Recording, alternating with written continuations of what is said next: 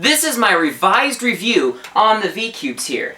And today, I just got a brand new black V-Cube 6 in the hopes of modifying it so that the clicking stops and the internal mechanism doesn't come out of alignment. And then, I would be able to sell it on eBay for hopefully a pretty good profit. But since you want to watch the cubes, and not me, I will switch my camera view. For this part of the video, I will just be checking out my new V-Cube 6 and comparing it to the old one. And then after I break it in and lubricate it, I will review all the cubes. So anyway, this cube is really sad. I mean, it's pretty hard to turn. I mean, this is just pretty sad after being used to a cube like this, which is currently modified with my modification to remove the clicking mechanism and to prevent the internal mechanism from coming out of alignment. Yeah, so this cube is much better than this thing.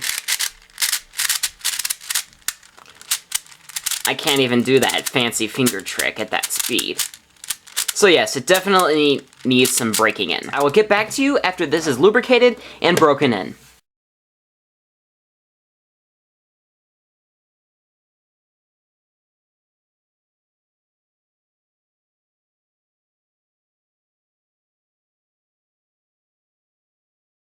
Okay, so I sprayed my new black V-Cube 6 with silicone, and it didn't really improve it. I think that may be because it's already been lubricated, and it's still pretty sad.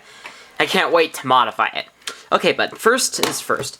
Here is my V-Cube 5. I have CubeSmith smooth tiles on it, which is why there isn't a logo, and that gives it a really nice feel. And I have also modified this, because at the base of each corner, there are bumps, and I just sanded those down nice and smooth. So after doing that mod and lubricating it with silicone, although it did have Vaseline in it for a while, and then I cleaned it out and put silicone in, and it's a really nice cube. It certainly beats the Rubik's 5x5, and this is like a breath of fresh air compared to this cube.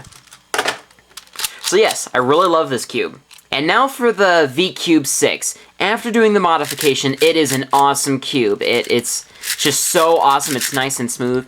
And also, I'm sure you've heard about this, the internal mechanism can come out of alignment, and I'll talk about how that all works later on. So when you turn like these layers, you may not feel a click, you know, just turning these 3 layers from those 3 layers, and you won't be able to turn these and these. So that get kind of annoying. You have to turn these before it gets all working, but again, after you do my modification, it gets rid of that. So yeah, on to the V-Cube 7. Now this cube was also not very good right out of the box. It was hard to handle. It made my pinky finger very sore for some reason.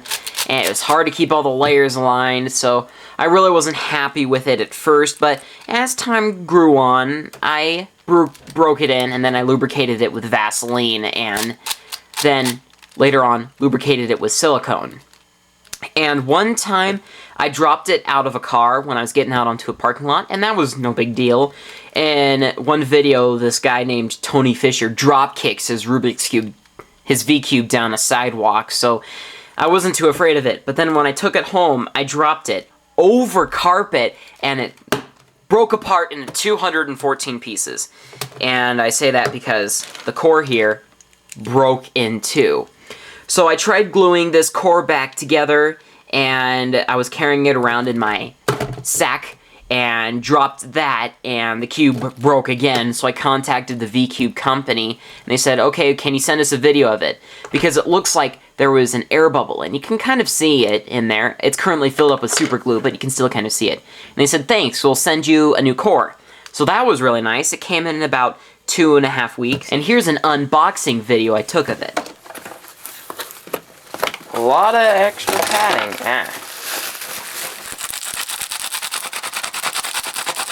Yay, an unbroken core. Yay. So I put the core in this cube, and it made it a little stiffer, so that just goes to show you that white V-Cubes can be different, not just white and black cubes. And then also, I am in the process of cutting my own tiles for the V-Cube 6 and 7. So, like, here's one tile I cut. I ordered it from CubeSmith. So I printed off a sheet off the computer for this, and I made one for the VCube 7 too, and I used some of the stickers to help along with creating that paper. So that's why there's no stickers on it. And since I got a new core, that's why some of the shades are different in the middle, because I've got CubeSmith stickers on the rest. So, but that won't make any difference when I cut the tiles, if I ever get around to it. Okay, now for the mechanism of why the internal lockup occurs. As you may know, the VCube 7 uses the same mechanism as the same amount of pieces as the VCube 6. So, this inner layer here is hidden below all of the other pieces on this cube. So when this middle layer gets out of alignment like this, you can't turn these pieces, or these pieces. So that's what causes it. They added that clicking mechanism helps against that, so this inner layer stays snapped into this layer here and this layer. And when you turn these three layers, it will just automatically stay snapped into one of them and be released from the other. And of course, it does not reduce that from happening 100% of the time. Now, the VCubes came out June 19th, 2008, and I ordered this VCube 6 on June 20th, and I believe it cost me $104.86 or something like that. This time, shipping has decreased tremendously because they switched from DHL to UPS, and this time it only cost me $76 for this cube. And this is how the cube came, in this DHL bag, and in it was this crumpled up box like this, and the VCube 6 was just put in there instead of nice and propped up, and the cubes are pretty sturdy when they're nice and propped up, so oh well, that doesn't really make a difference. The cube came in perfect condition.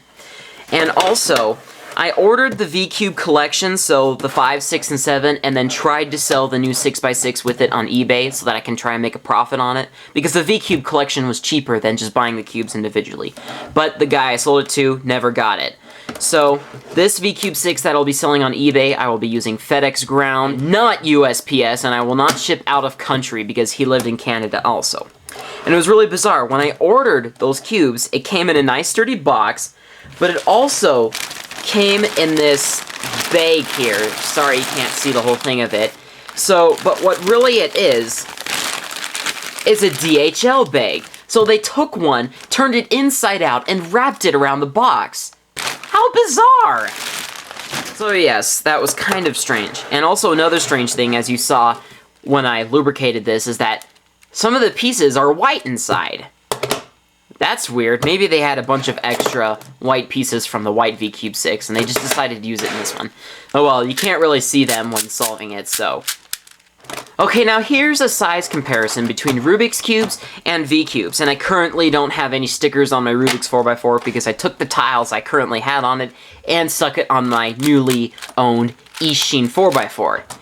And it's really interesting. The VCube 6 is the same size as the Rubik's 5x5, and the VCube 5 is the same size as the Rubik's 4x4. That's just kind of interesting. I like these cubes better. They're a good size, not as bulky as these cubes. Now, you may have heard of the Eachine brand, and they're not as good as the VCubes, and one reason because of that is because they don't have springs in them.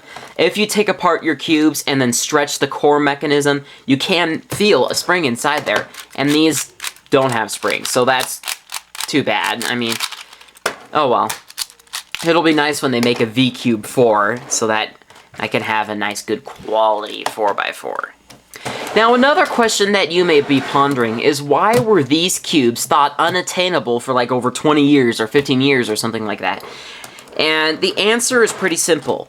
Okay, if you make a cube bigger than a 5x5, you'll have barely anything for the corner to hold onto down to the center. So on a VCube 6, the corners would just simply break off. Here's a diagram I recorded off of the computer, and you can see there's just hardly anything for it to hold on to. And on the 7x7, there would just be nothing there.